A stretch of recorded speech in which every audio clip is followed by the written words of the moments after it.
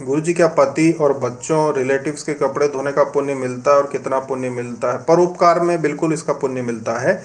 परोपकार में इसकी गिनती होती है, क्योंकि आपकी जीवात्मा को शरीर व्यक्तिगत मिलता है, मतलब आपको एक शरीर धारण आपने किया है।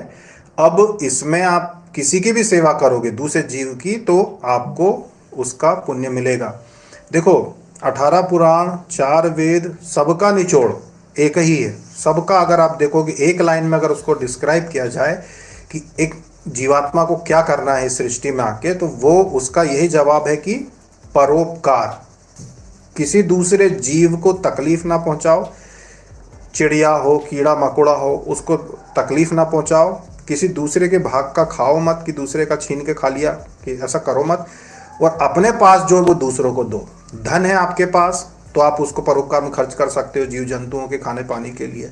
श्रम, यानी धन नहीं है, श्रम है आपके पास, तो आप दूसरों के लिए उसको कपड़े धो रहे हो, खाना बना रहे हो, कुछ भी कर रहे हो, चाहे वो पति और बच्चों के लिए क्यों नहीं कर रहे हो, इसकी गिनती परोपकार में होगी। क्योंकि यही सृष्टिकर्ता का नियम, ये वेद के अनुसार बता रहे हैं कि यही सृष्टिकर्ता का नियम है कि आपने अपने शरीर से चाहे अपने बच्चे की भी सेवा करी है तो उसका परोपकार में गिनती होगी। तो जियो और जीने दो, मतलब सबको जीने दो। किसी के भाग का छीनो मत, पर अपने भाग का सब में बांटो। यही उद्देश्य है पूरे धर्म का, यही मर्म है कि धर्म क्या, सनातन धर्म क्या, उसका यही एक चीज़ है कि आप ये करो। तो ये चीज़ मुख्य हो गई। अब इसके बाद इस चीज़ पर अगर कोई पालन ना करे, कि अगर आप ऐसे जी रहे हो कि सारे 100 लोग ऐसे जी रहे हैं कि भाई किसी का छीनना नहीं है, अपना बांटना है, ऐसे जी रहे हैं, और 200 लोग अगर उनको रोकना चाहें कि नहीं नहीं हम तुम्हारा छीनेंगे, तो फिर उनकी सुरक्षा के लिए फिर धर्म में वो बातें फिर अलग से कही गई है कि भाई फिर क्षत्रिय क्या होना, क्षत्रिय को क्या करना चाहिए।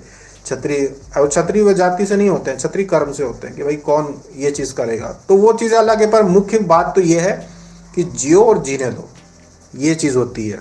यही धर्म है, सनातन धर्म यही है।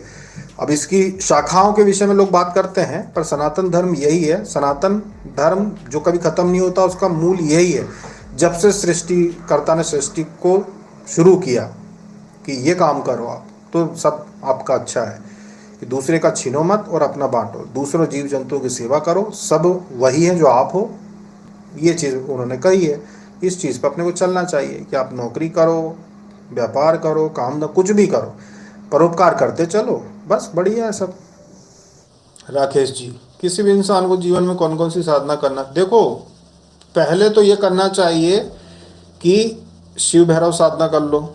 शिव भैरव साधना के साथ महालक्ष्मी योगिनी साधना कर लो।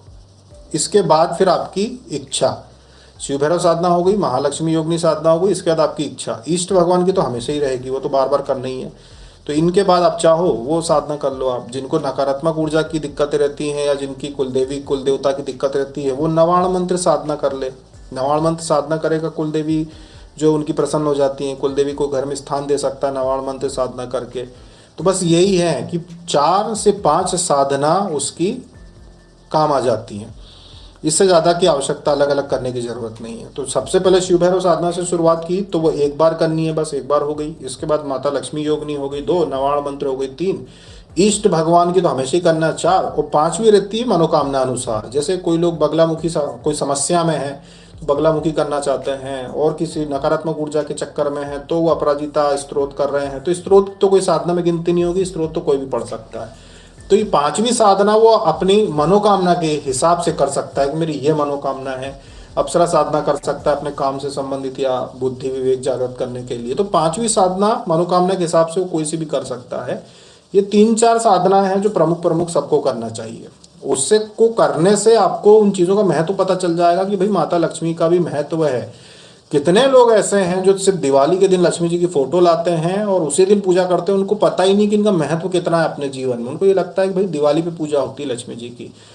भाई लक्ष्मी जी हर दिन आती है, हर घर में, हर गृहस्थ घर में लक्ष्मी जी प्रतिदिन आती है और देख के जाती है कि भाई इनका कैसा क्या चल रहा है। अगर सब सही चल रहा है पवित्रता के साथ तो वो आशीर्वाद दे के जाती हैं, और मांसाहार बन रहा है, गलत चल रहा है, तो फिर वो कहते ना योग बना के चीज़ें होती हैं। तो फिर बस वही चीज़ है कि जो भाग्य में पुण्य किए हैं उसको आप भोग रहे हो, नया कुछ आशीर्वाद